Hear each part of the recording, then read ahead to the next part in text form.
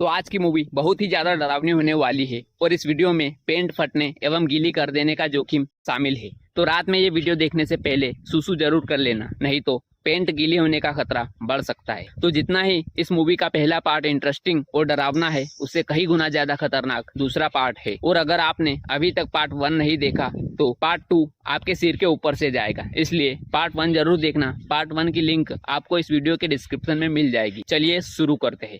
तो Debbie same से बेइंतहा प्यार करती है और सेम को कैंसर की बीमारी थी और इस वजह से वो डेबी को छोड़ना चाहता था, लेकिन डेबी उसे कभी छोड़कर नहीं जाना चाहती थी। वो सेम के लिए बहुत परेशान थी। फिर एक दिन सेम के पिता उसके पास कॉल करते हैं। वो चर्च में थी। वो उसे बताते हैं कि सेम की सर्जरी सक्सेसफुल रही, अब वो बच गया है।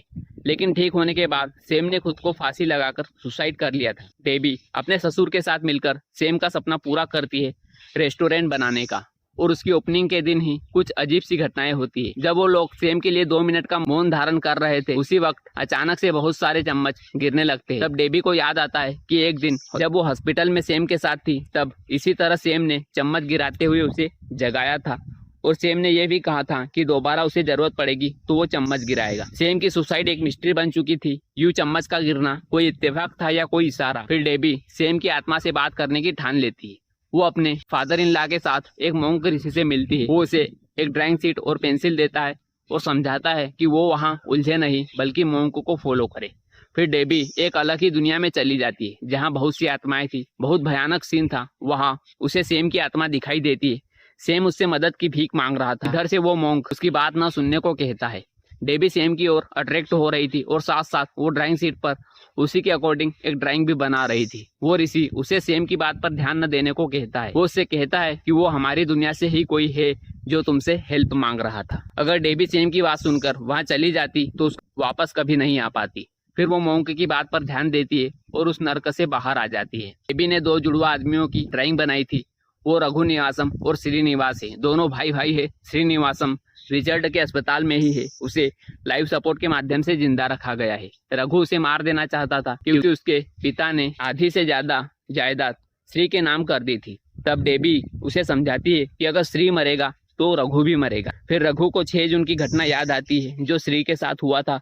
वो उसी दिन रघु के साथ भी हुआ था। फिर रिचर्ड रघु को बताते हैं कि जब डेबी सेम की आत्मा से बात करती है तब श्रीनिवासम की आत्मा उससे मदद मांगती है। फिर उन्होंने श्री को ढूंढा और उसे वेंटिलेटर पर जिंदा रखा। फिर डेबी पुलिस की हेल्प से श्री के घर सर्चिंग करती है। तभी उसे राघवन का लाइब्रेरी कार्ड मिलता है। उसी लाइब्रेरी में सेम भी बुक पढ़ता था। वो लाइब्रेरी जाकर पता करते हैं। वहाँ पता चलता है सेम और राघव ने एक ही बुक पढ़ी थी, लेकिन वो लाइब्रेरी में नहीं थी। लाइब्रेरियन उनसे कहता है कि ये बुक 6 साल में कोई पढ़ता है। फिर डेबी के हाथ राघवन की एक स्क्रिप्ट लग जाती है जो कि डिमोन कॉलोनी पर लिखी थी। उस बुक में लिखा था कि हर 6 साल में कोई उस महल में जाता है। फिर 6 महीने बाद 6 जून को उनको एक लोकेट दिखाई देता है और जिसने भी वो बुक पढ़ी उन सबको 6 जून को कोई शैतान बलि चढ़ाता है और मरने वाले की आत्मा हमेशा के लिए नर्क में गुलाम बनकर रहती है। ऐसा हर 6 साल में एक बार 6 जून को होता है। अगर ये सब खत्म करना है तो बलि चढ़ने वाले लोगों को बचाना होगा। अगले दिन ही 6 जून की तारीख थी। वो लोग श्री के पास जाते हैं, उस शैतानी शक्ति को रोकने की तैयारी करते हैं और बाकी के लोग डिमोंट कॉलोनी जाकर वहाँ नजर रखते हैं। तभी रघु को वहाँ कोई चीख सुनाई देती है। वो दौड़कर महल के अंदर चला जाता है। वहाँ कुछ लड़कियां थी जो बेहद डर चुकी। उनके सामने कुछ प्रेत आत्माएं थी। उनमें से एक लड़की को तो पैनिक अटैक आ गया था। डेबी बार बार उन लड़कियों से पूछती है कि उनको महल में कोई चेन मिली क्या। रघु, डेबी और मोंक ऋषि तीनों की गाड़ी रास्ते में बंद पड़ जाती है। फिर वो डेबी के रेस्टोरेंट में चले जाते। वहाँ रघु अपने अंकल को कांटेक्ट करता है, लेकिन कोई नेटवर्क नहीं आ रहा था। तब डेबी रेस्टोरेंट का वाईफाई ऑन करती है। तभी वहाँ टीवी पर सब कुछ दिखाई देता है जो उनके साथ अगले कुछ घंटों में होने वाला है। वो लोग देखते हैं कि रेस्टोरेंट में एक लड़का आता है। फिर डेबी उससे पैसे लेकर काउंटर के पास जाती है। तभी उसकी नज़र CCTV पर पड़ती है जिसमें सिर्फ वो लड़का दिखाई देता है और रघु दिखाई नहीं देता, जबकि वो उसी से बात कर रहा था। फिर रघु एक एक करके उन तीनों को मार देता है। दूसरी तरफ चिनप्पा उन लड़कियों से पूछता है कि वो उस महल के अंदर क्यों गई। तब अदिति उसे बताती है कि उनको एक लाइब्रेरियन ने एक बुक पढ़ने को दी थी। बुक पढ़ते पढ़ते ही वो वहाँ पहुँच गए। वो लड़की उसे बताती है कि उसे एक चेन भी मिली थी जिसे उसने रघु के जेब में रख दिया था पुलिस के डर से। वो मोंक ऋषि चेन को नष्ट करने के लिए अपना खून लेता है। उस चेन को अपने हाथ में लेकर अपना काम शुरू करता है। चेन जलने लगती है। ऐसा करने से रघु को बेहद तकलीफ हो रही थी।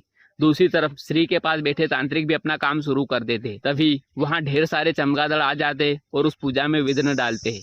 बदकिस्मती से मछली का टैंक टूट जाता है और पानी के बहने से वो चेन नष्ट होने से बच जाती है और वो मोंक ऋषि डिमोंटी के हाथों मारे जाते हैं। और डिमोंटी रघु की बलि चढ़ाने वाला था। इधर रघु का वकील चिनप्पा डेबी को बचा लेता है। डेबी देखती है कि कोई राजा था और सभी आत्माएं उसकी गुलामी कर रही थी। इधर श्री के पास मौजूद एक मोंक एक शक्तिशाली अस्त्र से वो सब रोक देता है। तब श्री होश में आता है। बदले में रघु की कंडीशन क्रिटिकल हो चुकी थी। पुलिस को उस पुराने लाइब्रेरियन के घर तलाशी लेने पर पता चलता है कि वो डिमोंटी की पूजा करता था और उसके घर बहुत सारी फोटो लगी हुई थी और वही कमीना सबको वो बुक पढ़ने के लिए देता था। इधर श्री ठान लेता है अब 6 साल बाद 6 जून को वो ये चेन तोड़ देगा। फिर हम देखते हैं उस लाइब्रेरियन को जो उस बुक को लेकर कहीं जा रहा था और उसके थैले से बहुत सारी तस्वीरें नीचे गिरती है जो उन्हीं लोगों की थी जिन्होंने बुक पढ़ ली थी और वो मारे जा चुके थे। उस तस्वीर को देख कोई आदमी उस लाइब्रेरियन को आवाज देता है। लाइब्रेरियन जोर से हंसता है। फिर हम देखते हैं उसने उस आदमी को पेड़ पर उल्टा लटका दिया था और जिंदा जला दिया था।